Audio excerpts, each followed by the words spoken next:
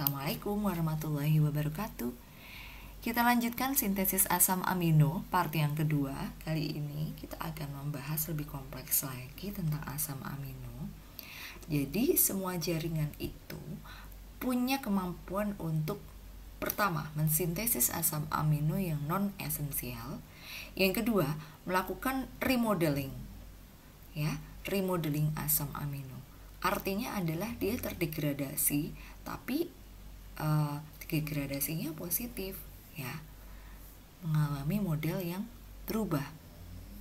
Kemudian yang ketiga, mengubah rangka karbon non asam amino itu jadi asam amino dan turunan lain yang mengandung N atau nitrogen. Hepar atau hati itu punya tempat utama terjadinya metabolisme nitrogen. Kalau di tanaman di mana? Di daun. Nah, semua asam amino itu nanti disintesis dari zat antara glikolisis, siklus asam sitrat atau jalur pentosa fosfat. Nah, sistem dari sintesis asam amino itu tergantung pada apa sih? Tergantung pada pembentukan asam alfa keto yang sesuai. Jadi ingat, tergantung dari apa sih sintesis asam amino itu? Pembentukan asam alfa keto yang sesuai. Kemudian nanti ditransaminasi untuk membentuk asam amino. Nah, pada reaksi transaminasi ini hasilnya adalah berupa glutamat, glutamin, aspartat, asparagin, dan alanin. Jalurnya seperti ini. Jalur biosintesis asam amino. Kita mulai pertama. Kalau kalian lihat di sini ada glukosa di dalamnya, kan? Nah, terus ada juga pirufat. Nah, kita mulai dari mana dulu? Kita mulai dari sisi glukosa.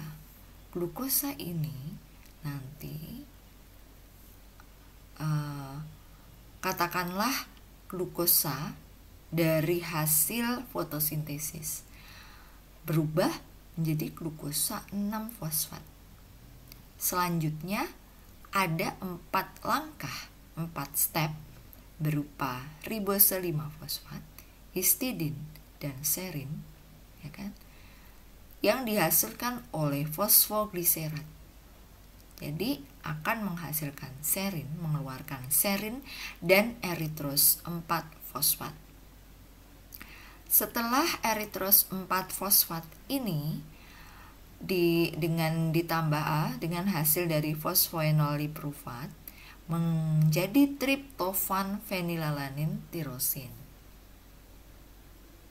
Tri, V, dan TS, jadi triptofan, fenilalanin, dan tirosin. Sedangkan serin tadi berlanjut ke glisin dan sitein. Sedangkan pirufat akan menghasilkan alanin, valin, leusin, dan isoleusin.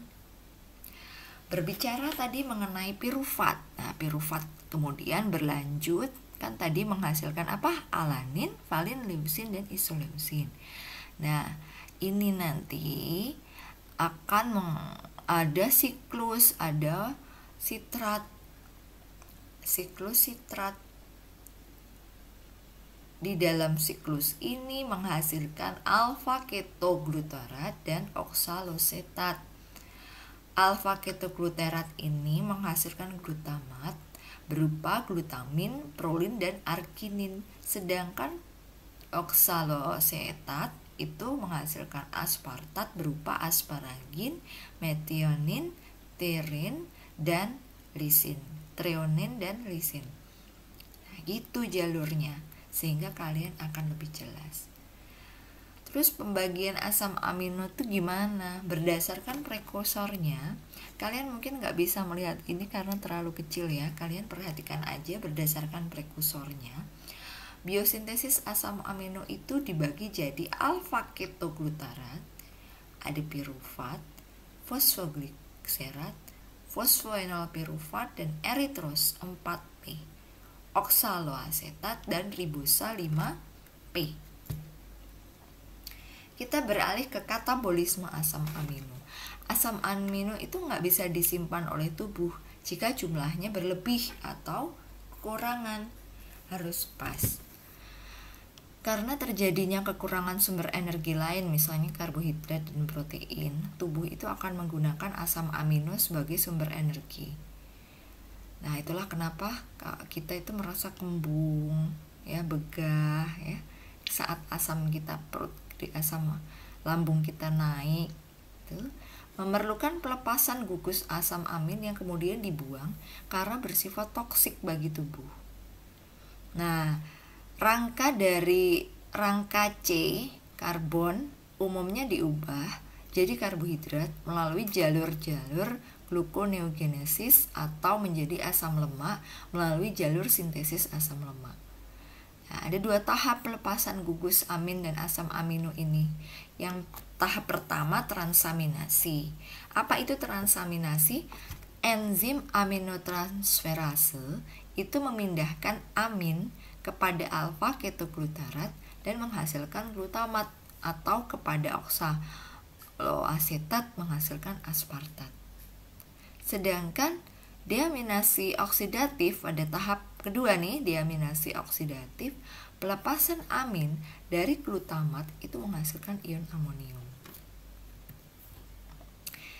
Nah, kalau kalian lihat pada rantai transaminasi itu kayak gini ya, ada glutamat, ketoasid, alfa ketoglutarat, dan alfa amino asid. Nah, ada deaminasi dan contohnya berupa transaminasi pada alanin. Masih katabolisme asam amino.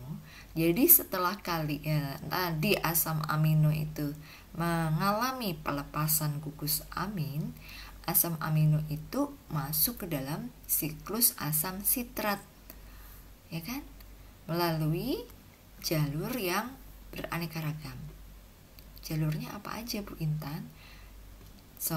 Jalurnya adalah yang pertama pirufat, ya kan, tadi di awal ya, pirufat berupa asetil-CoA, ya, kemudian merubah oksaloasetat berupa asparganin dan aspartat, kemudian dari pirufat itu berubah menjadi sitrat, terus berubah lagi jadi alfa ketoglutarat, terus ke bentuk dari succinyl CoA, ya kan, dengan dibantu isoleucin, metionin, tamovalin, kemudian fumarat dan oksaloasetat. Nah, dilanjutkan dengan siklus urea. Siklus urea itu dimulai dari rantai semacam ini, L-arginin berubah menjadi L-ornitin, L-citrulin, dan L-argininosuccinat. Jadi siklus urea ini tuh dilepaskan dari ion amonium ya, NH4, yang selanjutnya masuk ke dalam siklus urea di hepar. Kalau di tumbuhan ada di batang dan daun. Yang selanjutnya dibuang melalui ginjal berupa urin. Nah, proses yang terjadi di dalam siklus urea ini digambarkan ada beberapa tahapan dengan peran enzim, karbomoil, fosfat sintes. Ini kalian baca aja dulu ya. Ion amonium bereaksi dengan CO2 dan menghasilkan karbomoil fosfat. Dalam reaksi ini diperlukan energi dari ATP. Terus peran enzim ornitin transkarbonilase itu, karbomoil fosfat ini bereaksi dengan lornitin menghasilkan L-citrulin dan gugus fosfat yang dilepaskan. Dengan peran enzim arginin suksinat sintesis, L-citrulin ini bereaksi dengan L-aspartat menghasilkan L-argininosuksinat, dan reaksi ini membutuhkan energi dari ATP. Begitulah peran argininosuksinat liase ini dipecah jadi fumarat dan arginin. Dengan peran enzim arginase ada penambahan H2O terhadap L-arginin dan menghasilkan L-ornitin serta urea.